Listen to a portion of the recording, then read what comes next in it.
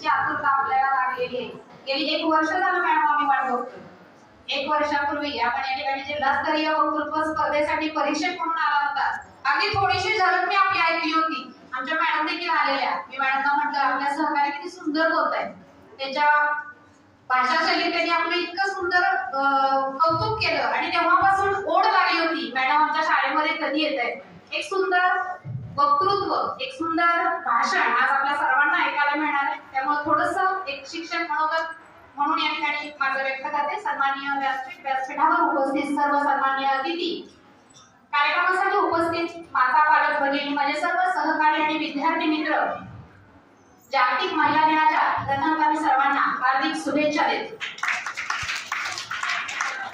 जगभरातील लोक गेल्या शतकभरापासून 8 मार्च हा दिवस आंतरराष्ट्रीय महिला दिवस म्हणून साजरा करतात. लैंगिक विषमता, त्याचबरोबर भेदभावाबद्दल जागरूकता निर्माण करत असताना महिलांच्या कर्तृत्वाचा सन्मान करण्यासाठीचा आणि तो साजरा करण्यासाठीचा आजचा हा दिवस. कामगार महिलांच्या हक्कांसाठी झालेल्या चळवळीतून या आंतरराष्ट्रीय महिला दिनाची निर्मिती झाली.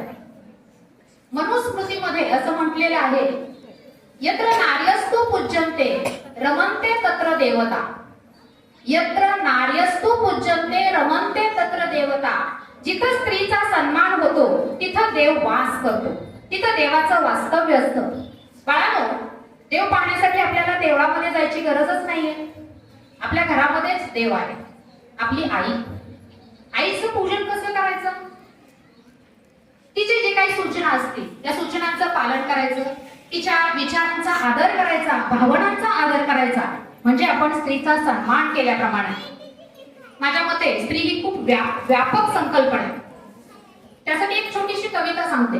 त्या कवितेतली प्रत्येक ओळ आणि त्या प्रत्येक ओळीचा भाव, अर्थ तुम्ही अंतर्मनामध्ये लावण्याचा प्रयत्न करा की खरोखरच ती ओळ समर्पक आहे का.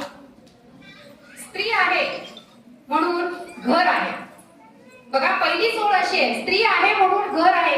कदाचित थोडीशी पुरुष प्रधान संस्कृती, तुमचा इगो या ठिकाणी निर्माण झाला असेल. समाजामध्ये असं देखील आपण बघतो की बऱ्याचदा स्त्रियांच्या बाबतीमध्ये असं पाहायला मिळतं, तू नसलीस तरी चालतं, होतंय आमचं सगळं.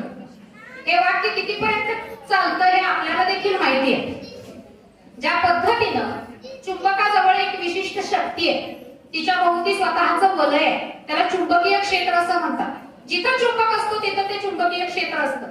अगदी त्याप्रमाणे प्रत्येक स्त्रीच्या भोवती अशी वलय आहे. कोणती वलय आहे? प्रेम, आपुलकी, भावना, सद्भावना, काळजी, आणि या सगळ्या वलयांनी घर भरलेलं असतं. आणि म्हणूनच मला वाटतं ही पहिली ओळ स्त्रीसाठी अगदी समर्पक आहे. स्त्री आहे म्हणून घर आहे, आई आहे म्हणून वात्सल्य आहे. बाळांनो, आपल्यावरती जीवापाड प्रेम करणारी एकमेव व्यक्ती म्हणजे आपली आई असते. ऑनलाईनच्या जगामध्ये थोडंसं प्रेम कमी झालेलं दिसतं, भावना कमी झालेल्या दिसतात, पण हे जग, हे विश्व भावनांवरती आधारित आहे. त्यामुळे ते आपल्याला जपलं पाहिजे. आणि आई आहे म्हणून वात्सल्य आहे, बहीण आहे म्हणून माहेर आहे. प्रत्येक ओळीचा अर्थ या ठिकाणी मी आता विश्लेषित करत बसत नाही, कमी वेळ मला दिलेला आहे. तुम्ही त्याचा अंतर्मनामध्ये थोडासा विचार करा. बहीण आहे म्हणून माहेर आहे, मुलगी आहे म्हणून माया आहे, सून आहे म्हणून वंश आहे, सखी आहे म्हणून स्वास्थ्य आहे, गृहिणी आहे म्हणून घरपण आहे, स्त्री आहे म्हणून कुटुंब आहे. स्त्री आहे म्हणूनच आपली ओळख आहे. स्त्री नसेल तर फक्त काळोख आहे. आहात ना सहमत माझ्या या वाक्यांशी?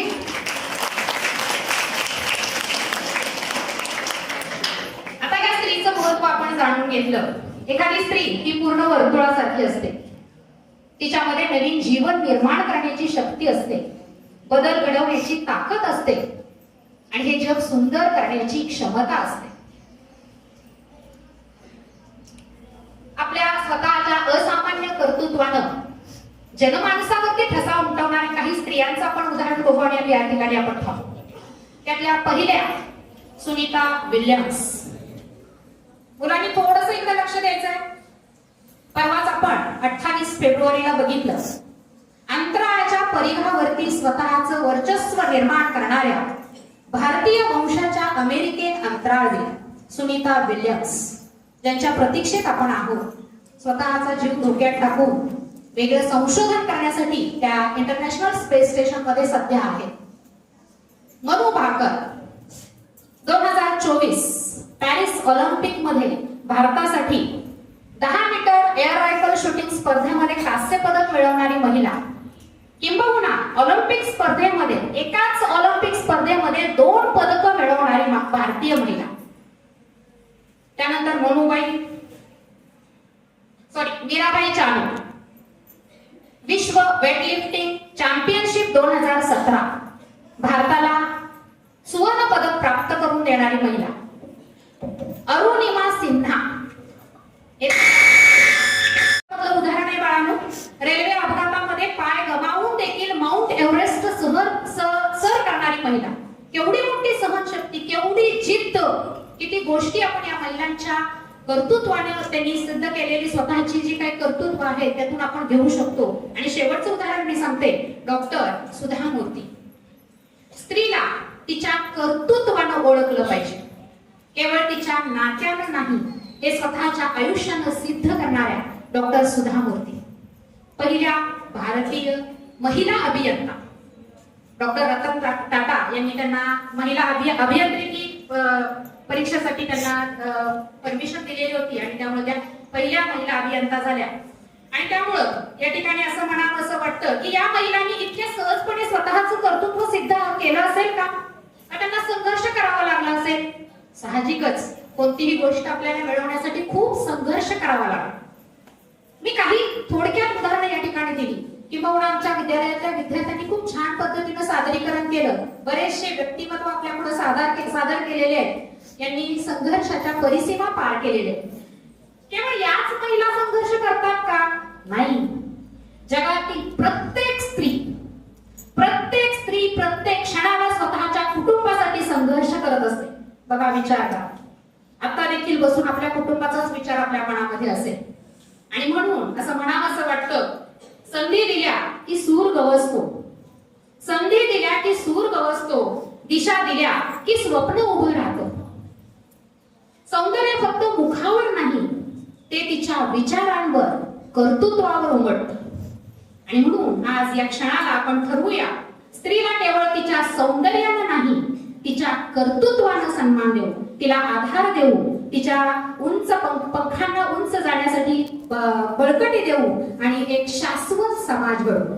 नक्कीच आपण याचं आपल्या जीवनामध्ये इम्प्लिमेंटेशन करा. मला ऐकून घेतलं त्याबद्दल धन्यवाद. जय हिंद, जय भारत. धन्यवाद. आपल्या